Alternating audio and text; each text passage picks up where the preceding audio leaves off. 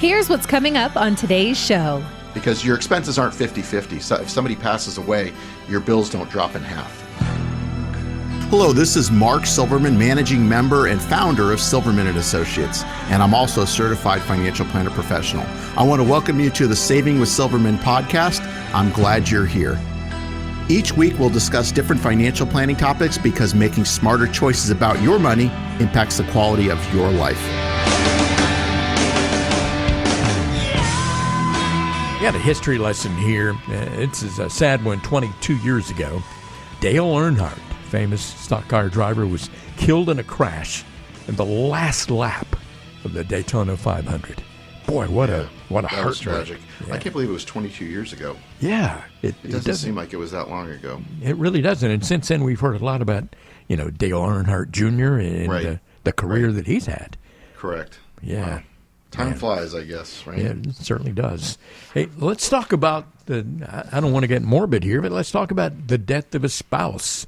I know that, this is so important to deal with situations in the right way when that's part of your current situation. When a new client comes to you, whether it's a man or a woman, right after losing their spouse, what are they typically most concerned about? Well, and unfortunately, we've been through this more times than I would like with clients. But I think, clients need us for these times, and we have the experience to help people guide them through this because obviously losing a spouse is very tough. And then when you think about all the financial aspects of it, that can make it even tougher. So if we can put some people at ease with helping through that process, maybe it adds a little more comfort to that. But, if we get somebody that's kind of looking around, maybe they didn't have a good relationship with their current advisor that maybe their spouse was using, and they just want to get a second opinion or, find their own person, which is certainly okay. They just want to make sure that they have everything in order, that they can still maintain. If they're retired, they can maintain that retirement. Are they spending too much? Is everything in place? What can they be doing better?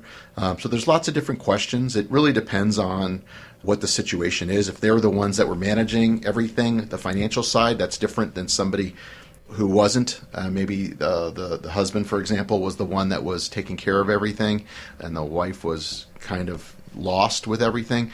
And that's unfortunate. That's why we actually do require, when we meet with people, that both spouses come into the appointment, and we want to have a relationship with both of them. That's a good idea, for sure. We're adamant about it. We've actually sent people home when one just shows up, if the other one doesn't want to come in, for that exact reason. When one spouse dies, Mark, what are the immediate challenges that the spouse who's left behind is left to deal with? Again, I mentioned income because there could be a difference there. If they're retired, they both maybe have been getting Social Security. It is true that whichever Social Security was the highest, that person would keep, but they do lose the smaller benefits, so there is a reduction in income there. If there was a pension, unless it was chosen as joint, but if it was chosen just under the one person and that person has passed away, maybe that pension is stopped. So we've got to figure out how we're going to create more income for that person, because your expenses aren't 50-50. So if somebody passes away, your bills don't drop in half. As I tell people, you may save a little bit on food, that's about it. But you may end up spending about the same, sometimes more if you're planning on doing more traveling or something like that too. Tax rates could possibly change because you're going from a joint to a single. Making sure the estate plan is being updated. Maybe you've got some trust or wills and that sort of thing. Those probably need to be looked at again now that the situation's changed. Making sure that's updated. If there's any life insurance, we'll help in that regard as well, making sure that we can help file those for you. And one thing to know, because I know at least here in Arizona, when you lose a spouse, you have to buy death certificates. And a lot of them want original. What a lot of people don't realize is if you do have to send the original in, you can request those back. So you don't have to spend hundreds of dollars on death certificates. You can request a couple, and then as you send those in, you can ask them to return the original back to you. Yeah. And so that's another kind of tip there for you.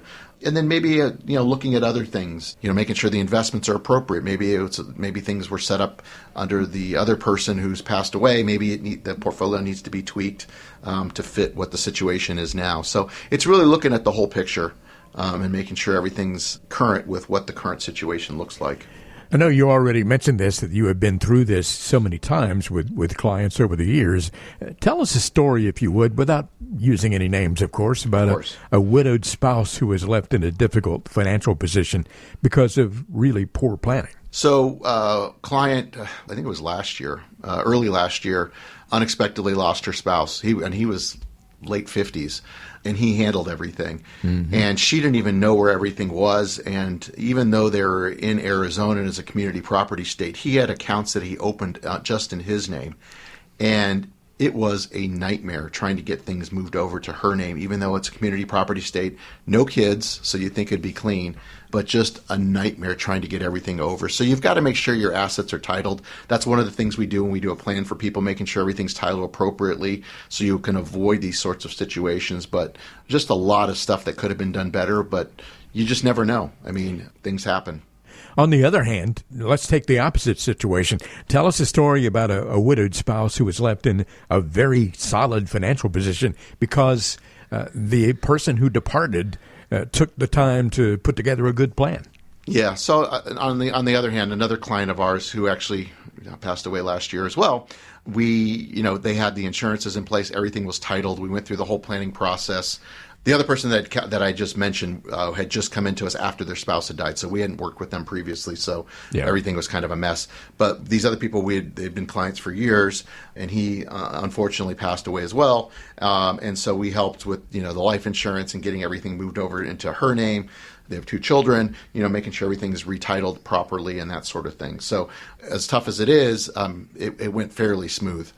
Really no hiccups at all, to be quite honest. Yeah, that's because the planning was done in advance. That's because Yep, exactly. And the first case, as you said, they had not been a client in the past, and had they been a client, all that would have been taken care of. We would have addressed those concerns and stayed on top of it and held them accountable for getting these things done if that's what's important to them. Yeah. Well, they always say that there's no better time than now to get started on putting together a financial plan. And Mark Silverman, I'm going to give out that number just a second here, but what do you have to offer folks for that very first phone conversation you have with Sure. them? And it's like you said, I've never had somebody say, well, I wish I would have, we should be calling you later. But I have heard, I wish we would have reached out to you sooner, but you can't kick yourself for where you are. You are where you are, and you make the best decisions that you can at this point in time, because calling today is better than calling next week or a year from now or whatever it might be.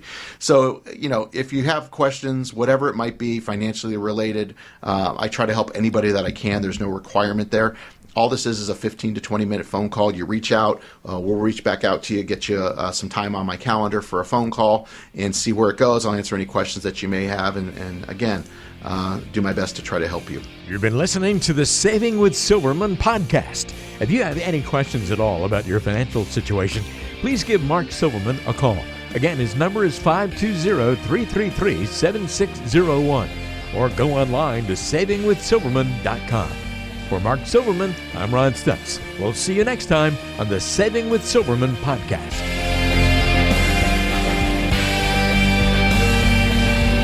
The Saving with Silverman podcast is brought to you by Silverman & Associates Wealth Management, LLC, based in Tucson, Arizona. The show is available on Apple Podcasts, Spotify, Google Podcasts, and everywhere you listen to shows.